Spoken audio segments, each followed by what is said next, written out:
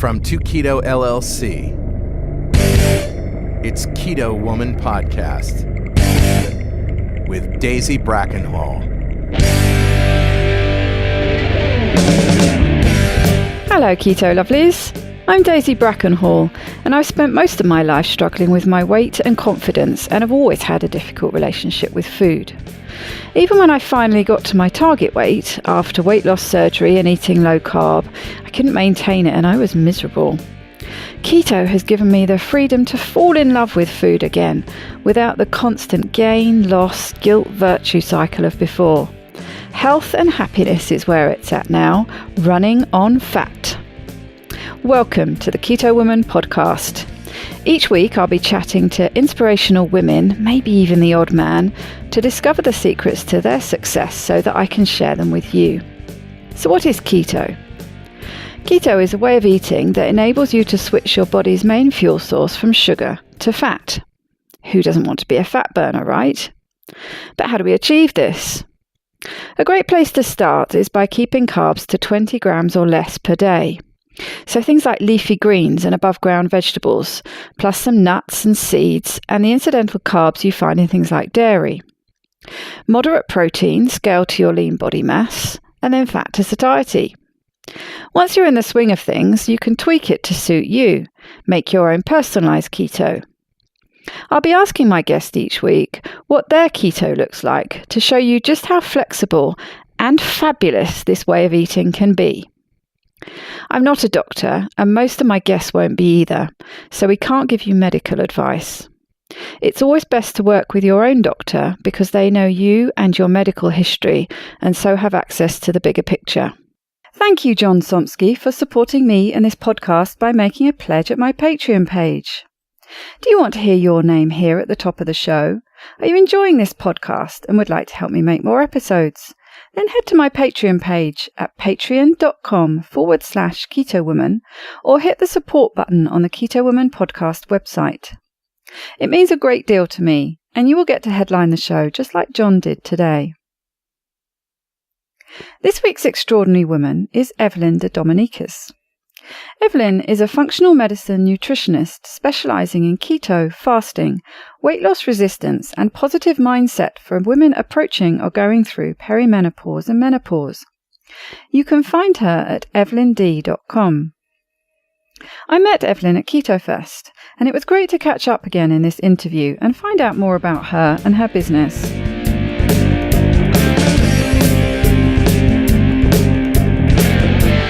Welcome, Evelyn, to the Keto Woman Podcast. How are you doing today? I'm well. How are you? I'm well. It has been a bit of a stressful internet day.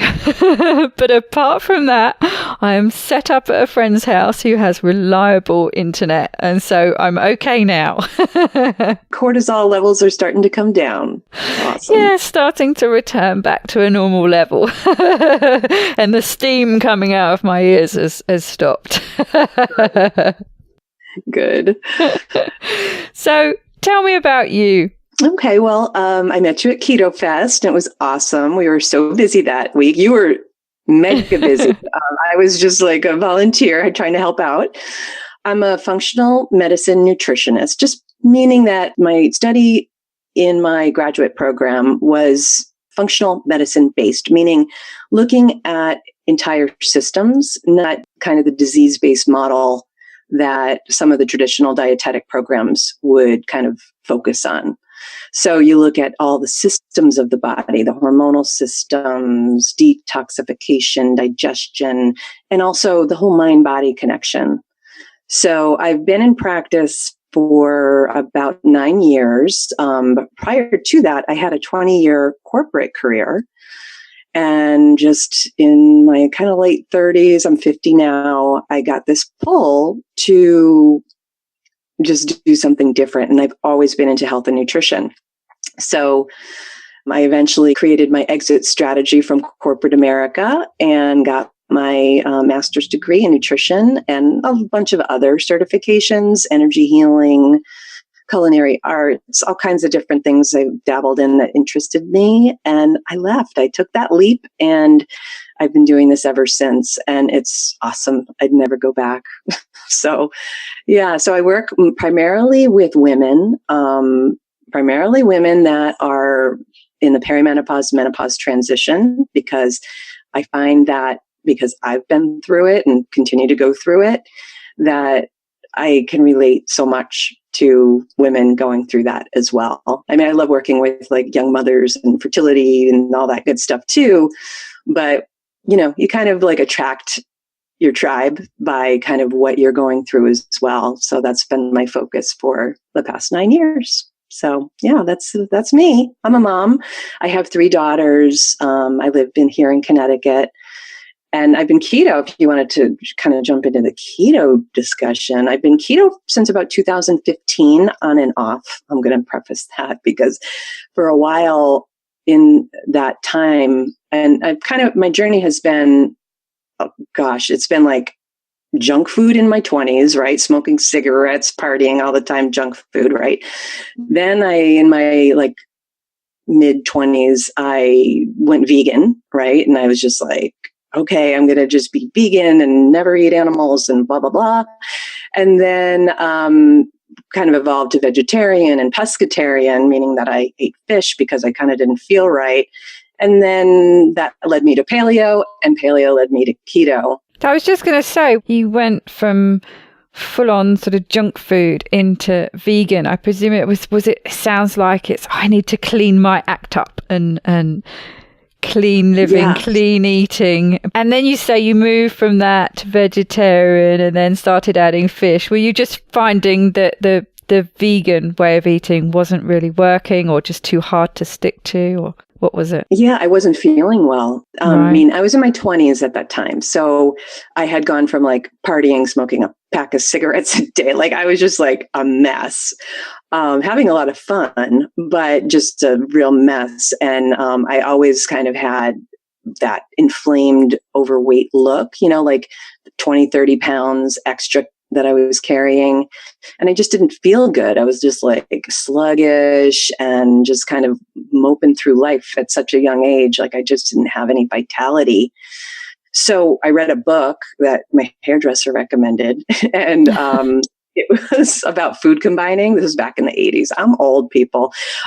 So it was called Fit for Life, and it was all about food combining and processed food. So that really gave me an appreciation for real food.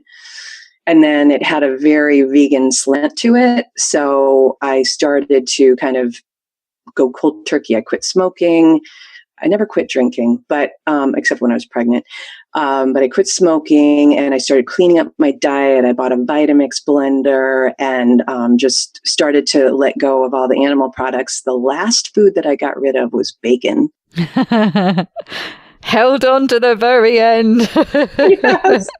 Yeah. And so then I did it, right? And then, so I was vegan for a few years, actually got married, then had my first daughter. I was still vegan. And it was after that pregnancy that I started to kind of just not feel great and energy. And you need energy, obviously, with little ones. And so I started to reintroduce some dairy and eggs, and I started to feel a little bit better. Around that time, that was like the 90s, all the processed soy, all the marketing around soy products started to come out, like all Morningstar Farms and Boca and all those products over here. That's what the main brands are. And I was like, oh, great. I can have veggie sausage and veggie bacon and, oh, good. All the stuff that I used to miss. So I started to kind of just make that a big part of my diet, not really remembering that whole thing about eating real food. And then I started to get sicker and sicker. By the time I had my third child, I got diagnosed with Hashimoto's. And it's no wonder with all that soy, my gut was kind of wrecked from all that. At the time, I was eating a little bit of fish. And so with that, I started really digging into like what's Hashimoto's and what's going on with me. And my doctor was basically like, oh, you're going to take this Synthroid, synthetic T4 for the rest of your life, and come back every few months and we'll check your levels. And if your levels aren't good, we're going to give you more and we'll keep upping your dose. And that's exactly where I was heading. It's also it's something that crops up quite often, isn't it, with women Hashimoto's when you have a big hormonal change. So puberty, pregnancy, menopause. Exactly. So it was one of those things that was very much the impetus for me to really delve into alternative approaches to health. Yeah, I think whenever a doctor says, right, so we're going to start you on this medicine and you're going to be on it for life, and you're probably just going to have to keep taking more and more and more. Yeah, it's just red flag. Exactly. And, at that time, I think I was in my early 30s, and I was I was still into nutrition and health, even though I was kind of on this soy bandwagon. And that's when I just started to kind of read and explore what wasn't called functional medicine back then, but right today it would be considered functional medicine. And I started to learn all about the micronutrients involved, how stress plays such a huge role in terms of your thyroid function, and the gut related to autoimmunity, which Hashimoto's is autoimmune thyroid disease.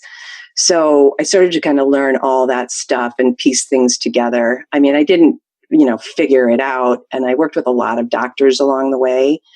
But with every kind of exploration, I'd learn a little bit more and a little bit more and a little bit more. And it was kind of like my health is what kind of led me to my path of like becoming a functional nutritionist and working with women very holistically.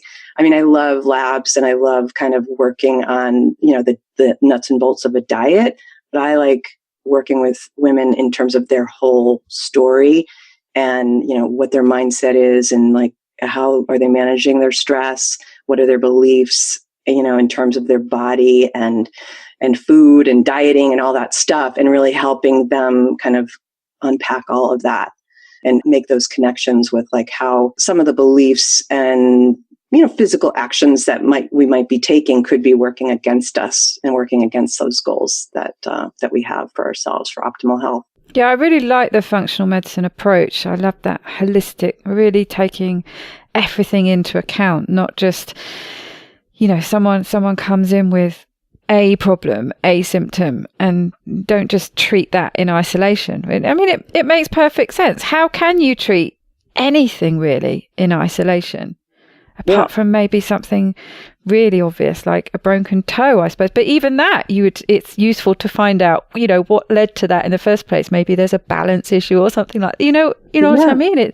It's almost makes no sense not to take that kind of approach. Agree. I totally agree. Yep. Sounds like a really fulfilling vocation. And I know you have, you mentioned before that you have a lot of people coming to you, particularly with perimenopause and menopause issues. Maybe we could talk a bit about that, because I think the listeners are going to find that really useful and informative and helpful. Yeah. So, I mean, everybody has their story. You have yours. I've heard it on the podcast, and everybody that I come into has their own story. And a lot of it, there's the outward story, but then there's that inner story of how we grew up and what we thought of our bodies, really going back to probably preteen with me. I know it was like when I was in junior high school, like 6th, 7th grade. And I just started to notice that, there were some girls that had bodies that looked one way and they had all the boyfriends. And then I had my body and it was kind of like, like whatever it was, I just didn't like it. And I immediately kind of, as soon as I got into high school, which was 14 for me, it was like, how do I make myself smaller? How do I make myself more of that ideal that boys seem to like, right? So, I mean, I wasn't that boy crazy. Well, maybe I was, I don't know. But so then it was, you get into this whole like restriction and over exercising and whatever was, in style at the time in terms of approaches. I did Slim Fast and Weight Watchers and, starving myself and throwing up and all this stuff. And everybody has a story that might have threads of that, of just not feeling good enough. And for some people, that stays with them very strongly, that need to be a certain size.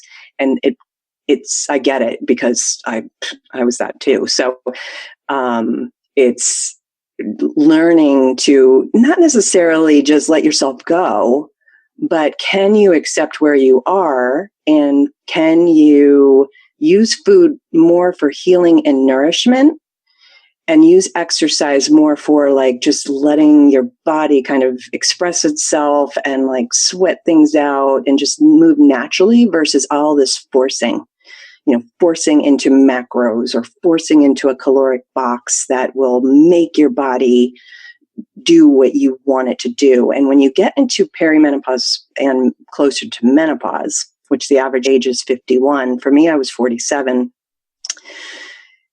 your body will not let you get away with that. It's hormonally what happens is your ovaries are dialing down their hormone production of like estrogen, progesterone, and the rewiring that goes on in the perimenopause menopause transition then transfers to your adrenal glands, which are our stress hormone producers. And they also the adrenals regulate your blood pressure and your adrenaline and noradrenaline. But the most famous hormone that we hear about, especially when it comes to weight and belly fat, is cortisol. So in the hormonal cascade that happens in the perimenopause menopause transition, now the sex hormone production, which, makes you feel good, makes you have like a strong sex drive, makes you have good energy, good skin, and helps you with fat burning, is now competing with the adrenal gland production of cortisol.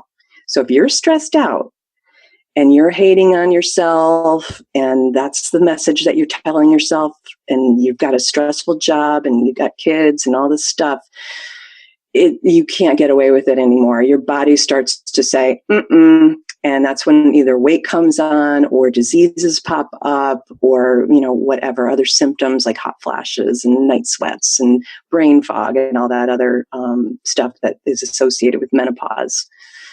So when I'm working with women, the easiest thing, right, is the diet, for most people.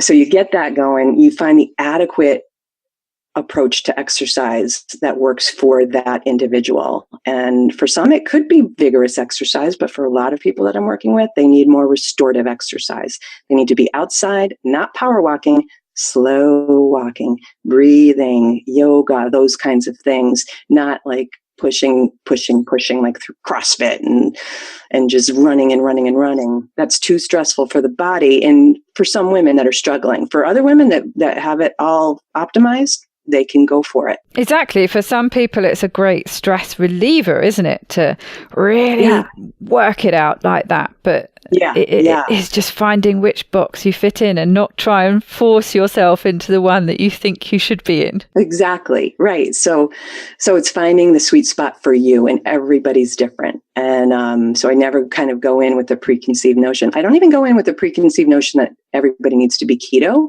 but I do always have a lens for how many carbs can you tolerate. And, if you can get away with some carbohydrate, which some people can, but most people that are coming to me want to lose weight. So that's already like kind of my one clue of many, that they are either dealing with a lot of stress or insulin resistance, or both, because both can coexist, of course. So, and then we look at sleep and all the other factors that go in, the diet being kind of the easiest once you kind of get through the, habitual eating and the carb cravings and that stuff. But once that adapts, which happens, usually if the stress is kind of in balance, 6 weeks, I get people fat adapted for the most part. And then the food's the easiest part of it. And then it's like, okay, where are you getting stuck? Where is your lifestyle, the way that you're living day to day, not in alignment with where you need to be in balance? And I think that's where the frustrations come in, isn't it? Most of us have been on and off diets for most of our lives. And quite often, especially the younger you are, you can usually drop weight a lot easier And it's, it seems such a common thing that people say when they're approaching menopause or they're in menopause, that it's just, it feels like it's nigh on impossible to lose weight. I do think, and I don't know how much you find this, but keto in particular seems to help. But another question I was going to ask you, because you said you've been working as a functional medicine nutritionist for what, 10 years, did you say? Yes. But you've found out about and started practicing keto yourself more recently. How did you find that impacted your business? Well, it's a great niche. Well, one, it's trending right now, right? In 2015, it wasn't so much, but there was still a lot of content that I came across. And I always knew, I kind of found out the hard way when I went more paleo, or even when I was more on the vegetarian, pescatarian side. I was in this health coaching program and was introduced to all of these root vegetables. And I was like, oh, and they were like, you got to roast them and put them in olive oil. And I was roasting trays and trays and trays of like rutabaga and beets and turnip. And through this program, like next thing I knew, I gained 10 pounds from eating vegetables. And I was like, what's up with that? Yeah. And so I'm eating vegetables. Like, what's that? So then I started to realize like, oh, I can't have a lot of carbs. And I started to really understand that you can be very high carb with paleo. If you are doing a lot of fruit and if you're doing a lot of starchy vegetables. Now, it's bad again, but if your body isn't responding well, then you're going to notice it in some way or form. So for me, it was weight gain, and that's the worst thing. That's like when my clothes feel tight and I just don't feel comfortable in my skin. So then that kind of led me to, okay, low carb, and then finally keto. Well, keto now, I should say. And and so when I first started keto in 2015, I loved it, of course. And I was like paleo keto, so I wasn't doing a ton of dairy. But I started to kind of there were some stressful things going on in my life. And it was like, even though I was out of my corporate job, I was doing yoga retreats and just a little bit of discourse there. And there was something that was out of alignment, and I was internally feeling stress. And I got knocked out of ketosis, and I put on, again, 10 pounds. It's that 10 pounds that really drives my life, but 10 pounds. And I was like, oh, keto's not working. It doesn't work for me. But now I revisited it. I kind of stepped away, went back to kind of paleo and, tried other kind of macro configurations. And it just was so not appealing because like you either have to go low fat. For me, it's like I gain weight with carbs. So I have to go very low fat, which is so not satiating. And I felt like I had to eat every 2 hours, and having a taste of keto before, I was just like, oh, so I went back. It didn't take me too long. It was maybe 6 months. So I went back to it. And then I started to realize and kind of dig into all the different approaches and focus on that stress piece. Stress raises cortisol. Cortisol raises blood glucose. That raises insulin. And for the insulin resistant person, that's going to knock you out of ketosis if it's chronic.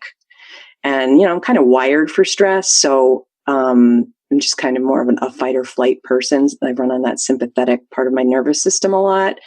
It's something that I have to prioritize in my life, even more so than carbs, because it will block everything. I could have my diet absolutely perfect, but if my stress is out of sync, then I will feel it, and I will see it and feel it in my clothes. So, yeah. Yeah. So now I'm more like, I intermittent fast. I do keto. I carb up once in a while just to kind of like see what I can get away with. But I usually feel best when I'm keto, like, under like 20 grams of carbs, maybe a little bit of extra non-starchy vegetable here and there. That's when I feel best. And that's when my body feels best. My stomach feels flat, and it works for me. So And everybody's different. So that's what I love. It's like helping people find, like, quote, what they can get away with. Like, because I want them to be able to not live with restriction if they don't want to.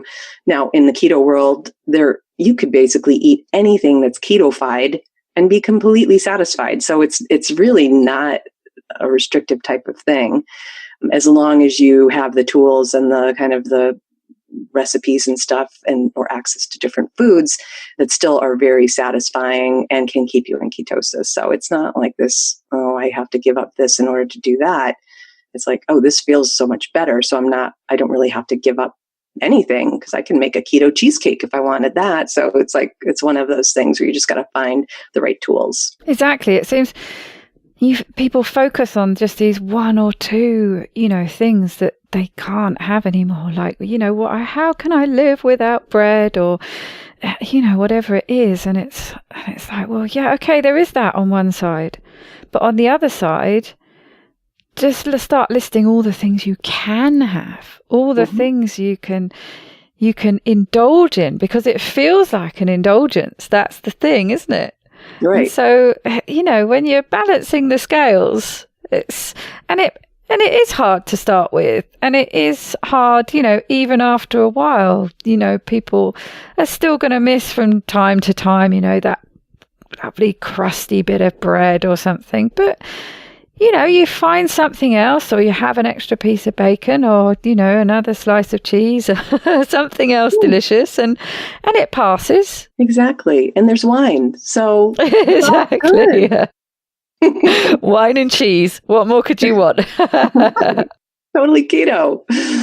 So you have quite a few women coming through your doors, and what would you say is the most common complaint? What are they coming to you asking for your help for the most? Well, mostly I hear, I feel stuck. Like, hey, kind of what you said, like what I used to be able to do to snap me back into shape no longer works. And hey, I never had this tire around my middle, and now I can't get rid of this thing, and of course they say it with just such disdain for themselves. And, it's heartbreaking, because it's like, you can't really, you have to approach it from a place. I mean, I don't want to, it's kind of overused, but of self-love, but you definitely can't come at it from a place of self-hate, because that energy, not to sound too woo, but like that energy doesn't attract what you want. It attracts more of what you're focusing on, that negative. So it's always kind of more of a negative mindset,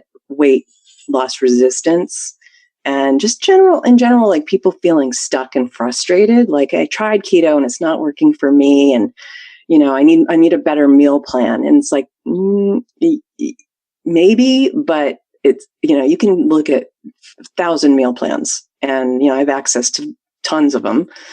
But it's more about that holistic piece, like what's going on in terms of your entire life cycle and lifestyle, I should say, sleeping, stress, mindset, movement. It all has to be in balance. And then the food, like I said, is the easiest piece, but they think that's it. It's like, oh, it's the food. I do get a lot of people that also have some patterns, like emotional eating patterns, binge eating patterns, and that's tough too, because some of that is, our patterns can be ingrained in us from a very young age, and working through that has been actually very challenging, but I've learned so much through it that, it's not about, beating your client into submission. Like, no, you can't have that. And like, you need to follow this plan, but more being that space for them to recognize their patterns and understand that they're empowered to make different choices. And the visual I have is, so it's all neuroscience, actually. So we've got pathways. So the analogy that I use is, imagine like a superhighway, a freeway that's well-traveled. You can go 90 miles an hour on it. And that's representing your habit. So reaching for the nuts and devouring a whole bag whenever there's some sort of stress trigger, or even if you're over hungry. And so in contrast, imagine that there's this open field and you see a red house, and the red house is representing your ideal behavior. And so you start to take your car down this field that there's no road, and it's really bumpy and hard to get through, and you're bouncing all over the place. And then you just keep going on that behavior, that road, that path, and you start to smooth out the grass. And you keep going and you keep smoothing. And the more that you repeat that behavior and not go on the superhighway, it becomes more of a smooth road. It becomes a new neural pathway. And that superhighway, that old habit, starts to overgrow. And so it starts to become less appealing and accessible to you. So you start to kind of shut off. That neural pathway starts to kind of fizzle away. And now you've got this new pathway with ideally your optimal behavior, which will give you the best result. I mean, and then there's other things that you can unpack there, like in terms of, why, am I trying to numb out? And I know like this was something with me with wine when I was in corporate America. Like I'd come home or, get off my calls for the day and I'd be like, where's the wine? And I'd have 2-3 glasses of wine just to not feel what I should have just allowed myself to feel, which was that stress release and maybe frustration or whatever is that uncomfortable feeling that we're trying to avoid. Yes, exactly. We really need to just sit with those feelings, don't we? And let them flow through from a place of, my therapist, which I guess would just call it a place of curiosity and compassion, and just be with them for a while and find out, what's going on, rather than what we tend to do, which is just try and, numb them, push them down, push them away, because they're not necessarily pleasant feelings to feel, are they? Yeah, we want to avoid them. So we want to avoid discomfort. That's human.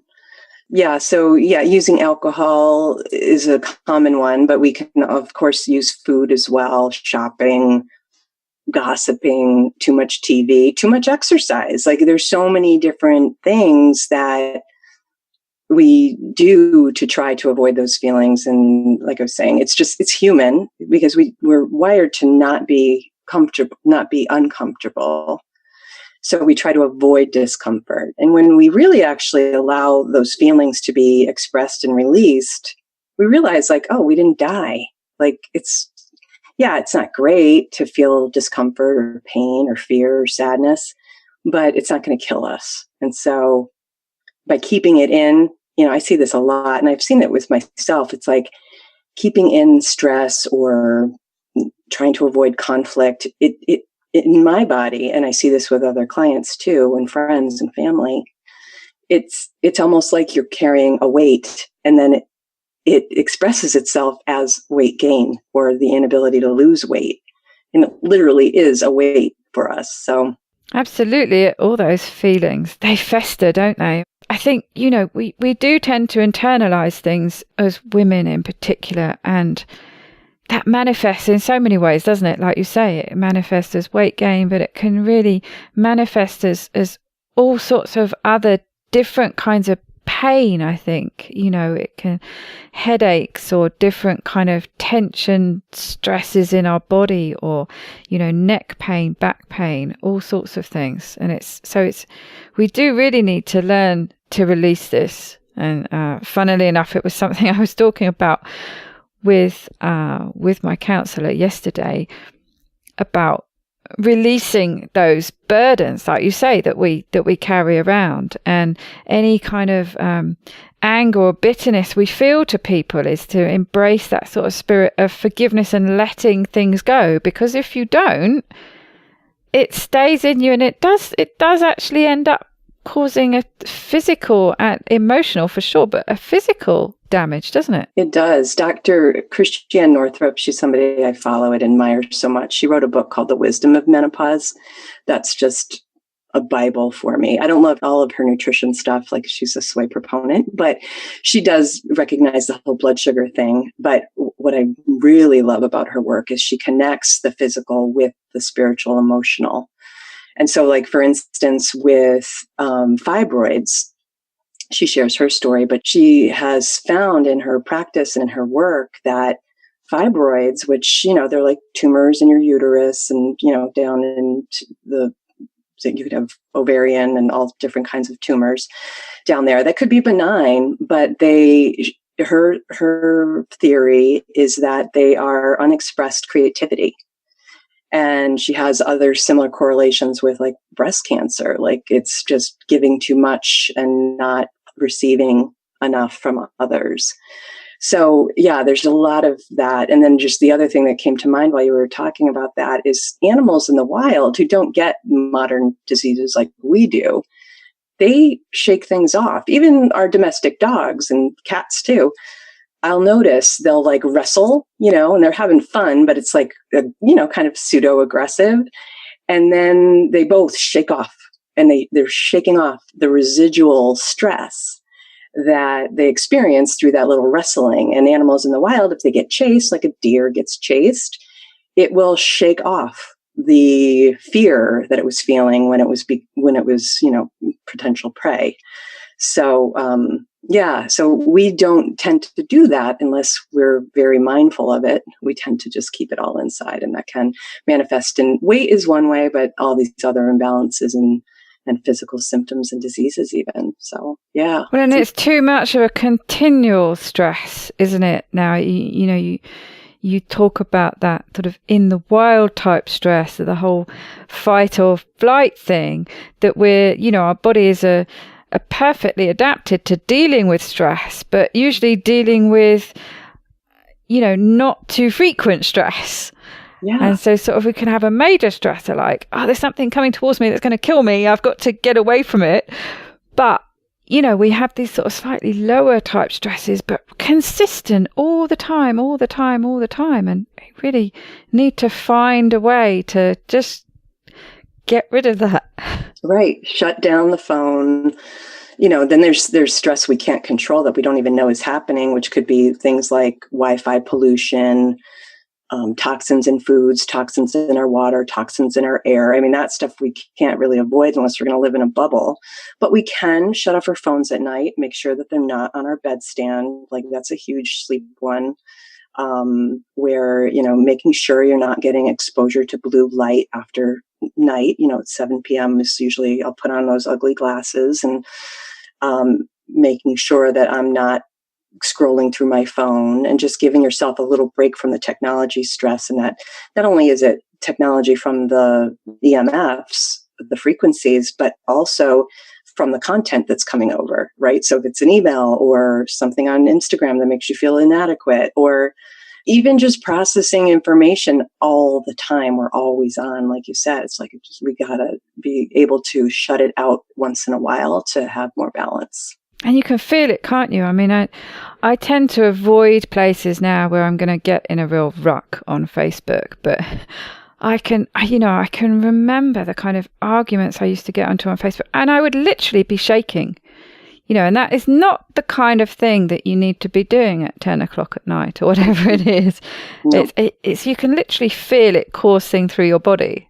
Oh, and yeah. yes, the healthy thing is to try and avoid that as much as possible, but if it does happen, you've got to find a way to release it. Oh, yeah. I don't watch the news. I haven't watched the news for years, and I won't. I mean, I get some news that seeps through Facebook or, whatever, my email once in a while, but I don't go there. I just don't. And maybe I'm ignorant. Maybe I'm sticking my head in the sand. But at the same time, what am I going to do about it?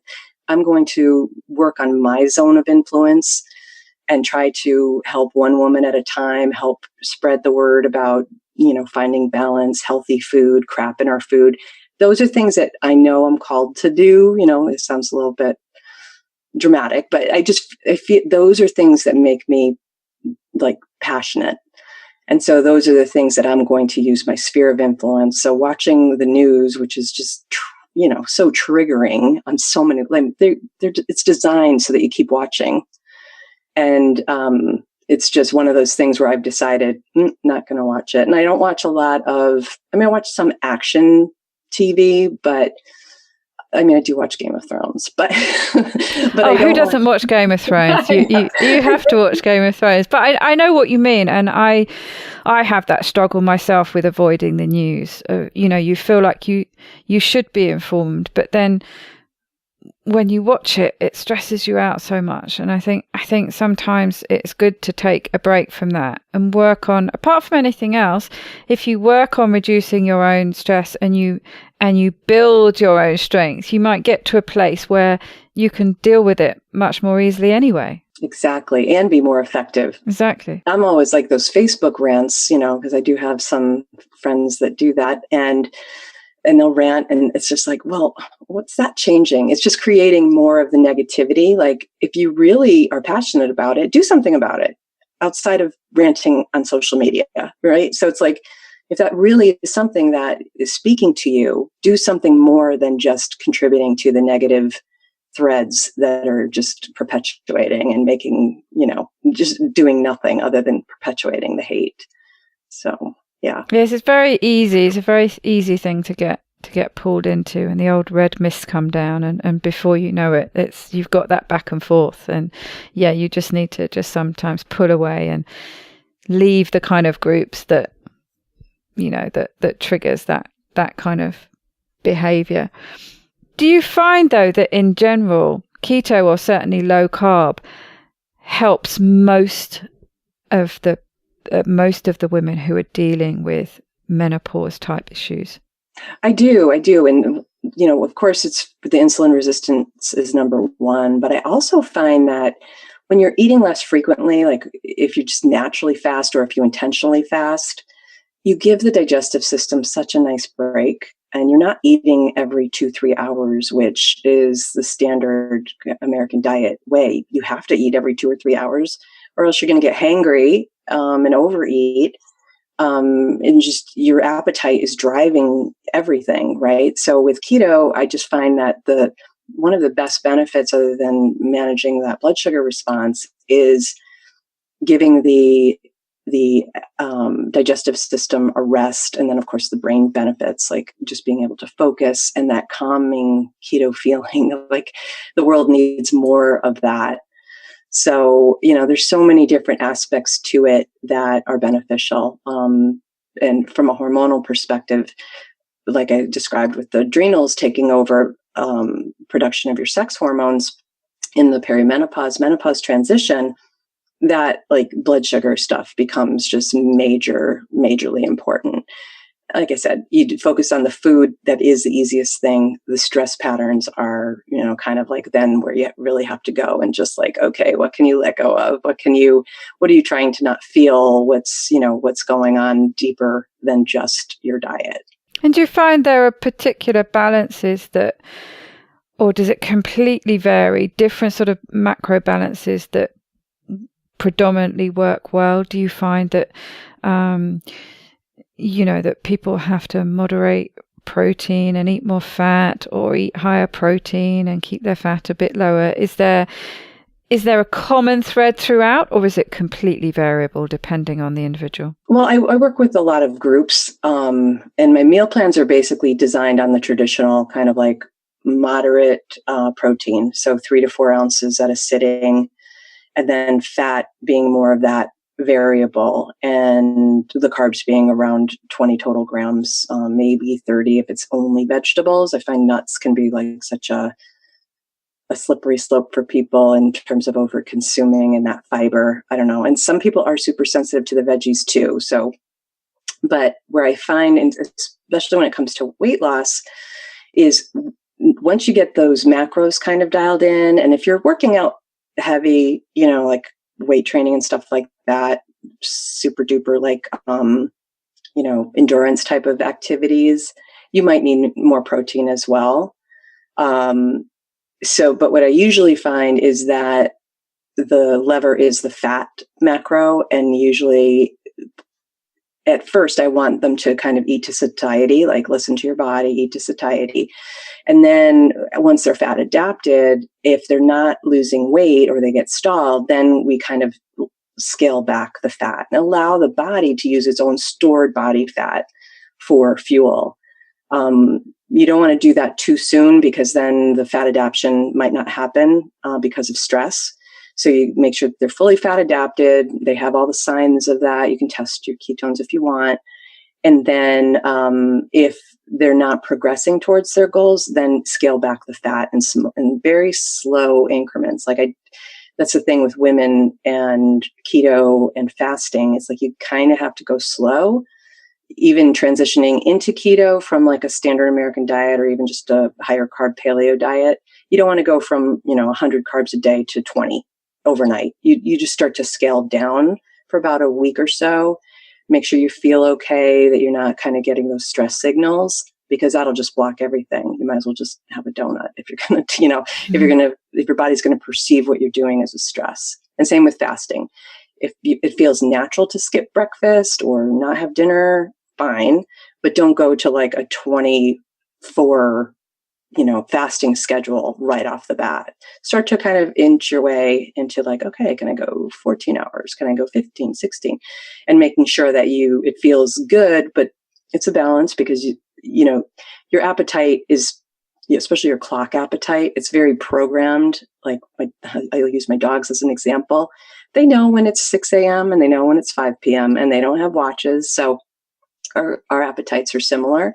If we're always used to having breakfast at 8 a.m., it's going to take about 3 days for your body to adjust to having it at 11. So, you don't want to make that a stressful event, but you also have to recognize that your body will adapt. So you find that bringing in intermittent fasting helps quite a lot with your clients as well? Yeah, because you just really, it's just so easy to just have 1 or 2 meals a day. Like I'm pretty much a 2 meal a day person. I do one meal a day if I'm really busy, and so, but everybody's a little different. So if somebody's stressing out about it, or if they're dealing with some other issues, I'm fine with bypassing the fasting and just sticking with like getting your macros right. So it's, that's individual. So that's kind of how I start with like a general framework, and then you tweak based upon how the person's feeling and their results and blah, blah, blah. So yeah. Mm-hmm. Exactly. You have to start somewhere, don't you? And do you, where can people find you? Do you have to see people face to face? Do you work with people on the internet as well? Yeah, I work with people online, mostly actually. So I have a website, evelynD.com, and I have like a free meal plan there. It's like the Keto Kickstart. It's like a real food approach. So simple meal plan that's free. You just get that downloaded, and then you'll be subscribed to my newsletter. And I send out a newsletter every week sometimes. I run programs. I work with people face to face here in Connecticut too. And if you're local, that's great, but most people are not. So, and I have packages and all kinds of stuff. So, yeah. The wonderful world of the internet. I know, it's great. Gives you access to someone anywhere in the world. I mean, yes, my counsellor that I work with, he's in the south of England, and it matters not. It doesn't. Even my accountant's in Florida, and I'm up here in Connecticut, and she's fabulous. So it's like, it doesn't really matter anymore. I'd rather have a great person that I click with than somebody who happens to be close by who I don't click with. So exactly, it works perfectly both ways, doesn't it? As a business owner, you're not restricted. Your client base isn't just restricted to the town you live in, and as a customer looking for somebody, you're the same. You're not restricted to whoever's local. It's amazing, as long as your internet is working, of course. So perhaps you could wrap up with a top tip for our listeners. Top tip would be, listen to that little voice. Listen to your body, which I know is kind of nebulous, but listen to your body. It is always telling you something, whether it be bloating or a headache or fatigue or weight gain or whatever.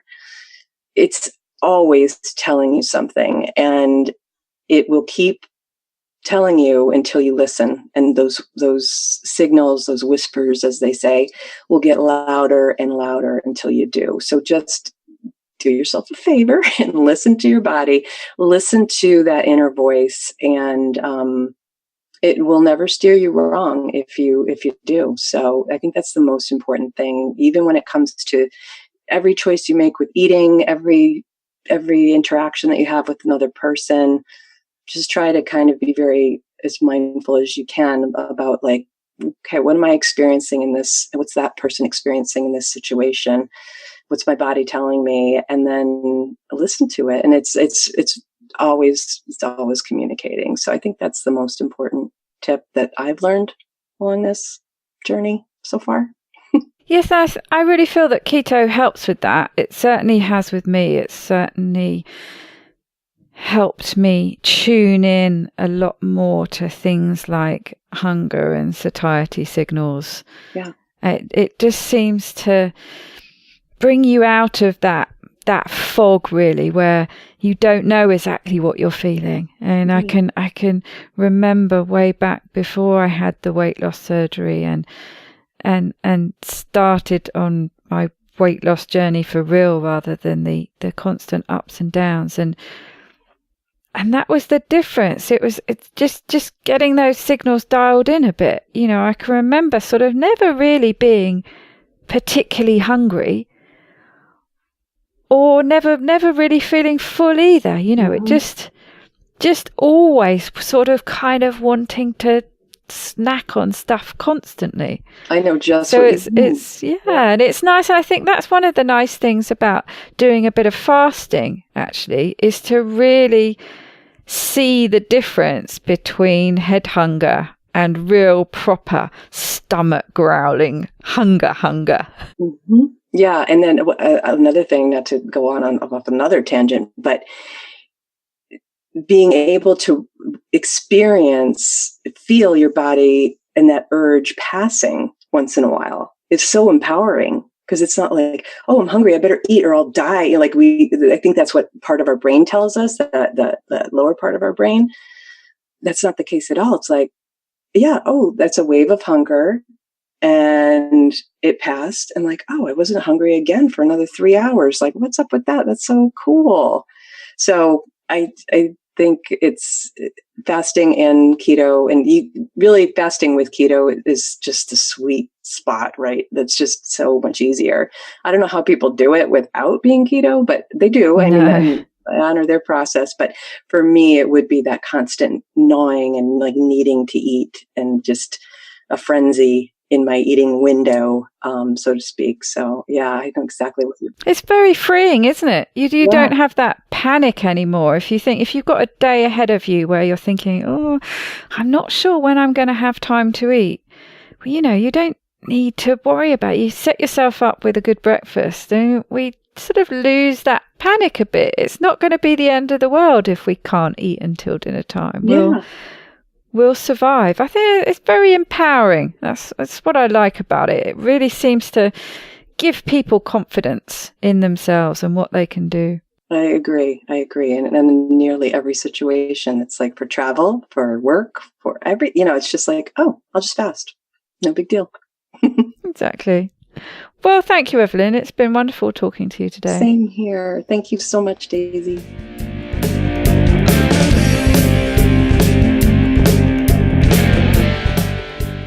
To get the resources and links from the show, please go to ketowomanpodcast.com. Are you my next extraordinary woman? Maybe you've got an idea for a show, a topic you want to hear about. Let me know how I can tickle your earbuds by dropping me a line at daisy@ketowomanpodcast.com. If you fancy joining me on this exciting adventure and want to help me create new episodes, please go to my Patreon page at patreon.com/ketowoman, or simply hit the support button on the Keto Woman podcast website.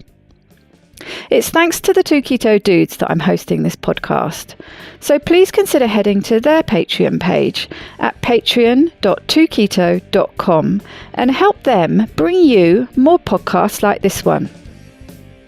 Please help other people hear about and find this podcast by reviewing the show on iTunes and Facebook. Every star and review really does help. It doesn't go unnoticed by me, the people who regularly like, share and comment on my posts. Your support means the world to me. Thank you. Today's quote is an old Chinese proverb. Tension is who you think you should be. Relaxation is who you are. Bye-bye, Keto Lovelies.